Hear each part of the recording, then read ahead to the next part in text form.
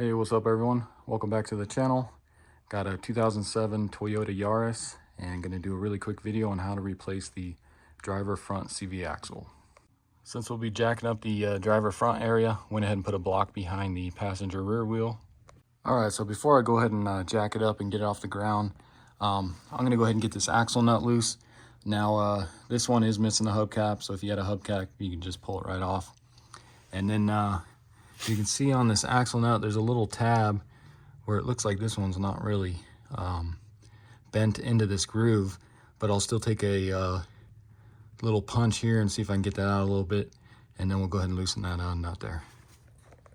So like I said, if you got a little punch or something like this, you'll stick it down in there and you can kind of just free that nut a little bit from this little groove here. So I think we're good there. Next, you want to go ahead and get a 30 millimeter 12-point socket, which will fit that axle nut there, and then a large breaker bar.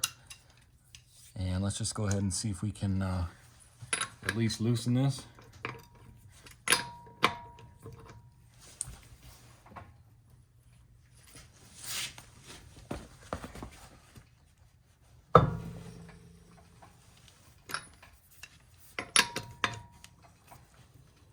Alright, so as you can see, went ahead and loosened that enough.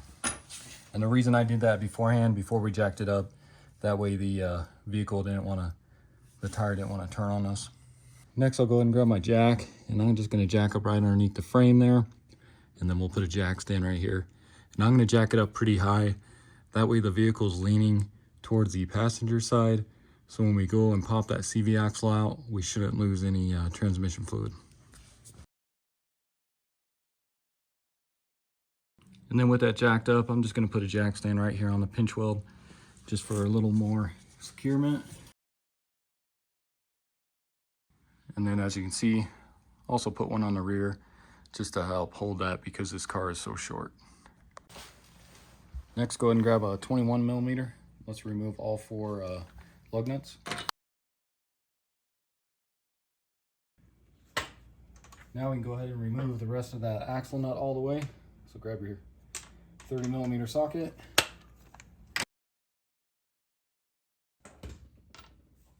And if that keeps turning on you, like I said earlier, you guys can have somebody hold the brake for you in there as you crank that off with your socket or breaker bar if you don't have an impact.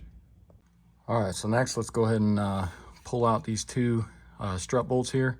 You're going to have a 19 millimeter nut and then a 19 millimeter for the bolt as well.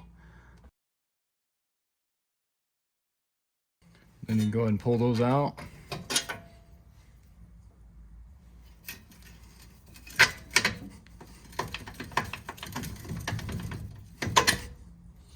And this is going to drop a little bit here. And then, like I said, that drops a little bit. Kind of get your strut out of the way like that. And then you can push in with your thumb here on the CV axle. And go ahead and pull that axle out, just like that. And you can just kind of let that hang. It's being held up by the tie rod in there. Next, we'll go ahead and crawl underneath the vehicle, and we'll go ahead and pop it out of the transmission there. All right, so this one's gonna be a little tricky here because you got the transmission in the way, and then your lower control arm, and then also the cross member here. But it looks like, I'll zoom in here a little bit, but it looks like there's a little groove in the CV axle. So I'm hoping I get a pry bar right there and then pry it out. So let me zoom in here, see if you can get a better look. But you can see there's a little notch right in there on the CV axle. So I'm hoping I can just pry like this on it. So let's go ahead and give that a shot. Get your pry bar. Yeah, let's go under that groove there.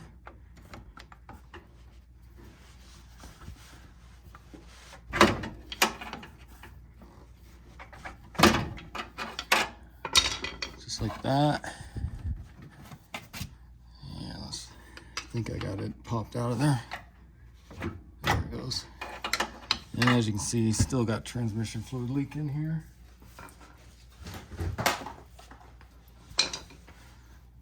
So make sure you get a drip pan for that. Now we should be able to pull this out the rest of the way.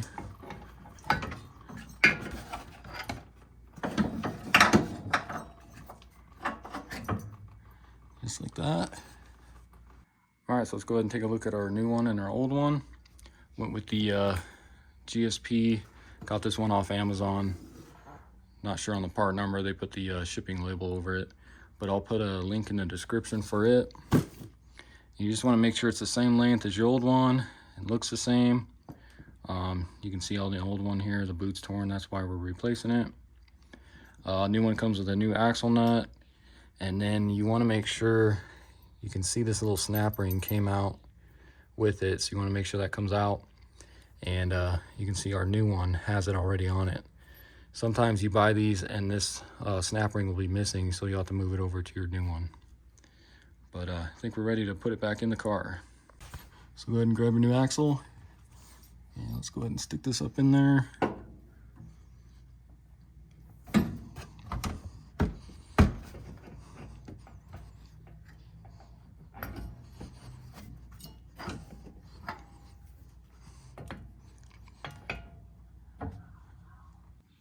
So once you get it kind of started in there, you may have to maneuver it a little bit, pull it in and out, turn it just to get them splines lined up correctly.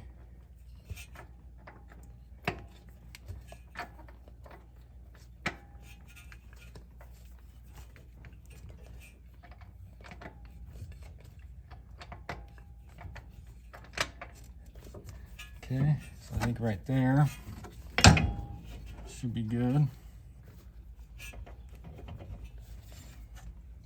So now let's go ahead and get it through the steering knuckle here. So again, bring it out, then down, get that through there.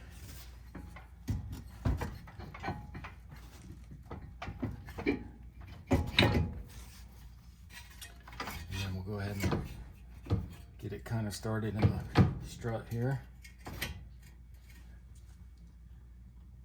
And then we'll go ahead and lift it up here.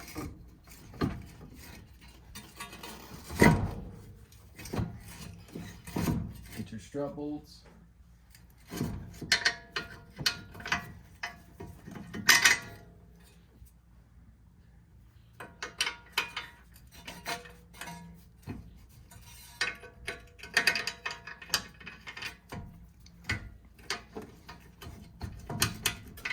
May have to wiggle this a little bit.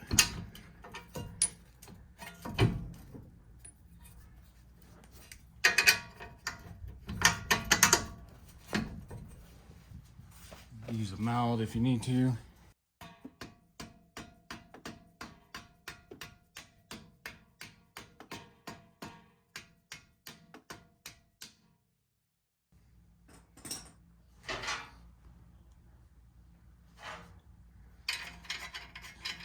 Go ahead and get your nuts on there.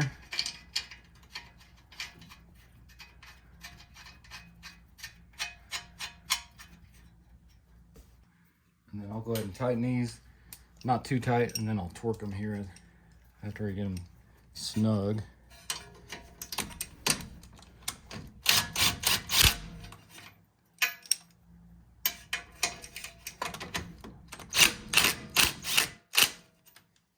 And then we'll go ahead and torque those two to 121 foot-pounds.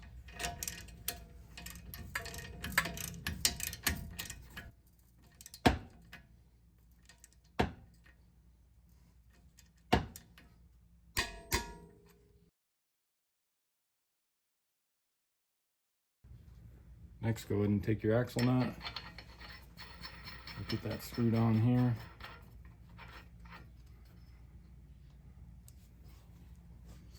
Then just go ahead and crawl underneath. Let's just make sure it's all the way in the transmission here.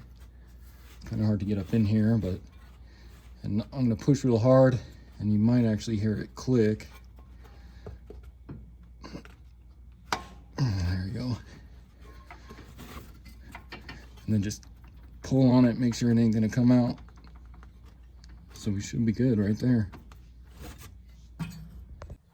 And then I'm just going to snug that up a little more with my impact, and we'll do the final torque once the wheel's on the ground. And the new axle nut on here is going to be a 33 millimeter.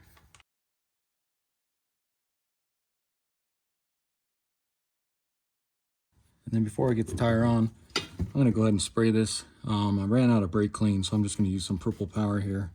Get that nice and clean.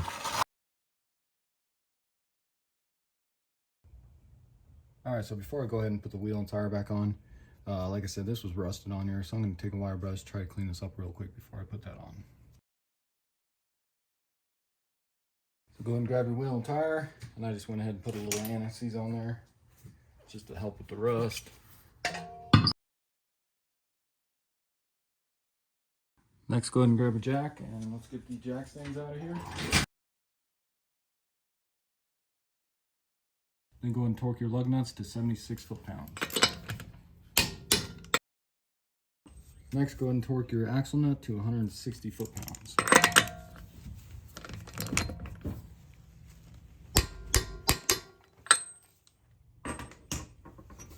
And then we'll go ahead and take our punch, and we'll punch a notch into that right there.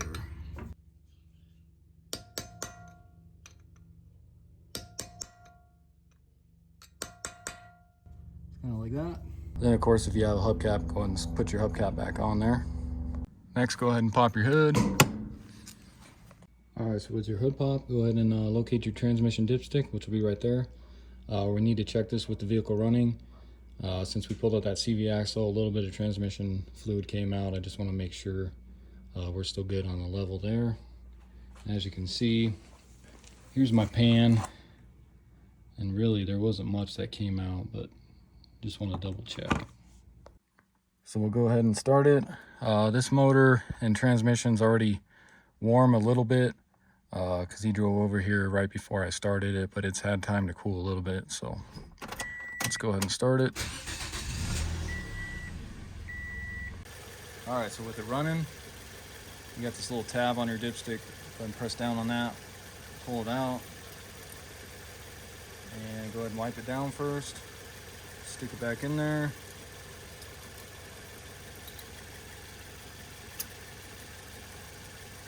And go ahead and pull it back out.